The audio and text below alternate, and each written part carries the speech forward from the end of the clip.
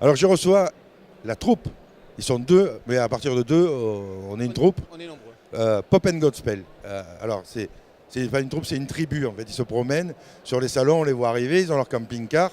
Et puis ils respirent la joie de vivre. Moi j'aime bien les voir arriver parce que dès qu'ils sont là quelque part, on a le sourire et il paraît que c'est aussi comme ça quand pendant vos spectacles les gens viennent vous voir à la sortie, ils vous disent eh ben, ça nous a redonné la pêche alors que tu aimerais qu'ils te disent vous avez bien chanté quoi.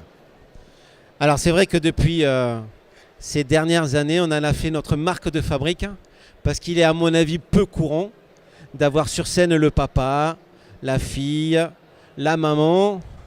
Voilà, en tout cas, c'est une construction familiale de nos projets artistiques. Et tout en camping-car. On s'est doté d'un camping-car et puis de 2 camping-cars et effectivement, ça nous a changé la vie. Alors, parmi les spectacles que vous proposez, il n'y a pas que le pop et le gospel, il y a aussi les spectacles d'arbres de Noël, il y a tout un éventail de spectacles qu'on peut choisir quand on est un comité d'entreprise et qu'on veut faire un événement en fin d'année, qu'on s'adresse à vous, on n'est pas coincé dans le gospel, quoi.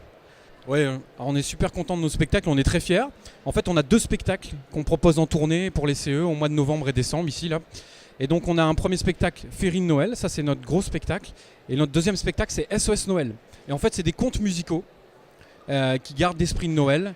Et c'est fait pour les petits et les grands. Et on est enchanté à la sortie d'un spectacle comme ça, c'est super sympa. Alors, vous l'avez déjà rodé ce spectacle, ça donne quoi le public le reçoit comment?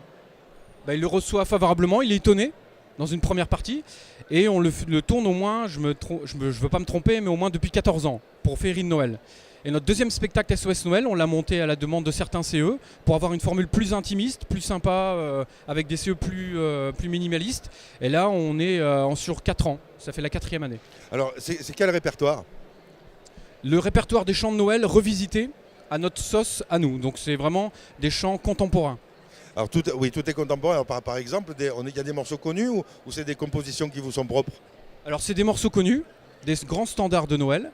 Et on les revisite. Par exemple, on a Vive le vent, qu'on revisite complètement. Parfois des sauces un peu étonnantes au reggae, en rap, en rock. Et tout ça, ça donne un mélange super sympa. Alors j'imagine que la mise en scène aussi, il doit y avoir beaucoup de lumière et des costumes et beaucoup de monde sur scène. Alors je vais laisser Stéphane parler de tout ça. Moi, j'ai trouvé une construction assez particulière puisque il se trouve que ma femme est née le 25 décembre. Donc ça aide, c'est sa période favorite. Il se trouve que nous avons nous-mêmes des enfants qui sont adolescents. Et donc du coup, on teste les nouveautés sur eux et on voit si ça fonctionne bien. Après, c'est assez atypique puisqu'on a le Noël traditionnel avec la nativité comme thème, comme thématique. Mais derrière, on nous dit on est rentré dans The Walt Disney et on n'est plus ressorti pendant 1h10, ce qui est très sympa, comme compliment en tout cas. Alors quand un comité d'entreprise veut prendre ce spectacle chez vous, il a besoin de combien de places? Ou est-ce qu'il achète des billets à une tournée ou est-ce qu'il peut le faire venir en privatisé? Et quelle est la place dont vous avez besoin pour déployer la scène, les lumières et tout le matériel qu'il vous faut? Alors ça c'est une question qui est sympa Jacques parce que notre particularité, nous ne sommes pas une agence. C'est-à-dire que le CE traite en direct avec l'artiste, nous sommes des artistes et nous personnalisons, ils ont la possibilité de personnaliser leur arbre de Noël puisque nous nous déplaçons, c'est un pack complet, hein, le son, l'éclairage, le décor, les artistes et on se déplace dans une salle des fêtes qu'ils ont louée ou alors dans l'entreprise en elle-même, on installe tout ça. Donc ces spectacles, ils sont conçus pour être adaptables complètement à toute taille. On n'est pas contraint parce que vous avez besoin de X lumière pour les effets sur lesquels vous avez travaillé ou pour les musiciens avec lesquels vous avez travaillé. On est réellement dans du clé en main et du sur-mesure. Vous faites avec ce qu'on vous propose, quoi. Voilà, on fait avec ce que l'on propose, ce que l'on nous propose. Il y a une surface minimale qui est demandée. Si on ne l'a pas, tant pis, on s'adapte. Mais plus la surface est adaptée à notre décor et plus on le met on le sublime. Ça c'est important de savoir qu'un comité d'entreprise qui dirait tiens le spectacle d'arbre de Noël dont ils viennent de parler ça m'intéresse mais est-ce que j'ai besoin de louer une salle avec une scène minimum pour pouvoir les faire venir? Eh bien non, il n'y a pas de frein à travailler avec la troupe Pop and Gospel. Ouais, on a plusieurs formules, alors il faut à peu près 30 mètres carrés pour pouvoir jouer les spectacles et tout ça c'est décidé, c'est préparé en amont avec le programmateur, l'organisateur, le CE d'entreprise. Écoutez, j'espère que vous allez bien proposer ce spectacle. Alors vous parliez vous le vendez, mais aussi vous le tournez ou ça peut être pas des collectivités qui peuvent vous l'acheter au moment de Noël? Alors on travaille aussi avec des agences pour des clients. Mais généralement, nous, on produit nous-mêmes le spectacle et on va en tourner en novembre-décembre, parfois jusqu'en janvier.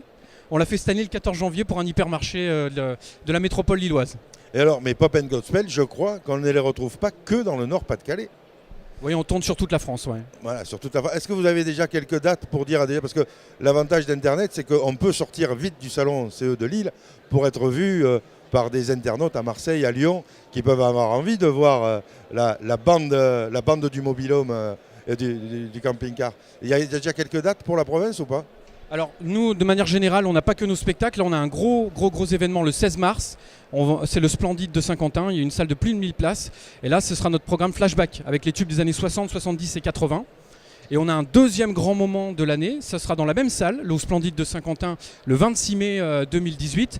Et là, ce sera avec le Chœur du Nord. Et on va inviter Hélène Ségara à venir chanter avec nous. Ah ben c'est formidable. Donc les places, j'imagine que c'est déjà disponible. On peut cliquer quelque part pour les acheter. On répète.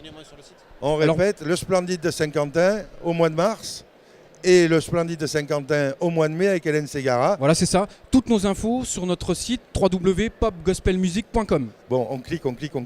Merci beaucoup d'être venu et puis au prochain salon CE alors. À la prochaine.